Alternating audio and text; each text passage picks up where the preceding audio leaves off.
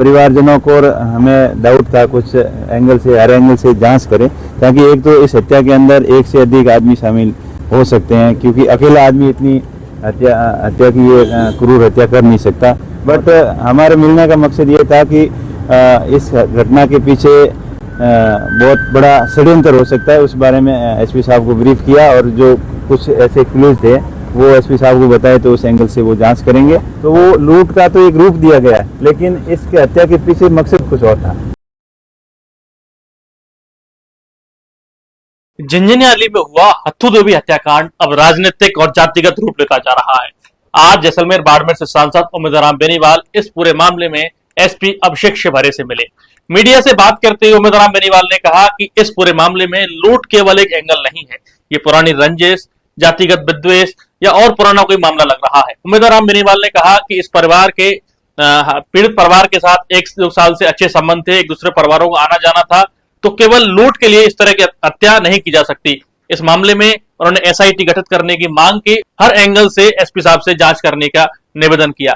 Media से संबोधित करते हुए उम्मीदराम बेनीवाल ने क्या कहा, आइए आपको सुनवाते हैं। झंझनियाली थाना क्षेत्र में हत्थुदेवी अमराराम की जो मर्डर हुआ था, उस मामले में एसपी साहब से मिलने आए।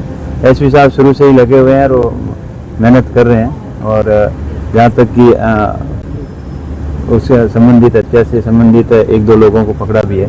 और थोड़ा परिवारजनों को और हमें डाउट था, कुछ एंगल से, हर एंगल से जांच करें, ताकि एक तो इस हत्या के अंदर एक से अधिक आदमी शामिल हो सकते हैं, क्योंकि अकेला आदमी इतनी हत्या की ये क्रूर हत्या कर नहीं सकता, और एकदम से कोई हो नहीं सकता, क्योंकि उस जो पकड़ा गया है वो परिवार जैसे संबंध है। पिछले मतलब 1-2 साल से उनके आना जाना भी बराबर था, इतने गहन संबंध थे, तो वो एक नॉर्मल आदमी इतनी बड़ी साजिश कर नहीं सकता। इसके पीछे कई लोगों का हाथ हो सकता है और षड्यंत्र के तहत हत्या का इसको रूप दिया गया है। तो एसपी साहब से हमारी यही मांग थी कि आप जांच सही दिशा में कर रहे हो, लेकिन कुछ लोगों के ऊपर डाउट था, हर एंगल से वापस जांच करके इस हत्या का पूर्ण रूप से खुलासा हो, ताकि ग्रामीण क्षेत्र के लोग हैं, आज घरों के अंदर अकेले रहते हैं, तो इस तरीके से अकेले एक नियत थी महिला के ऊपर रात के समय में वार करके, हथियार से वार कर हत्या करना बहुत ही निंदनीय है।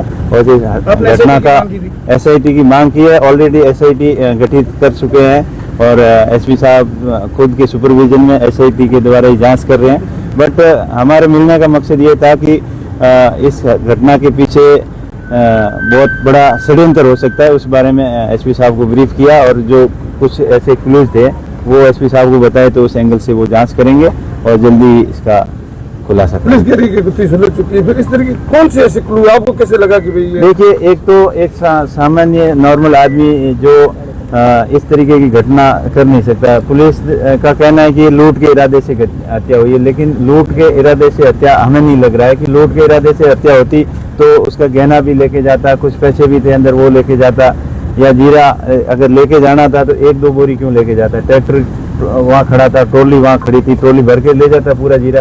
तो वो लूट का तो एक रूप दिया गया है, लेकिन इसके हत्या के पीछे मकसद कुछ और था।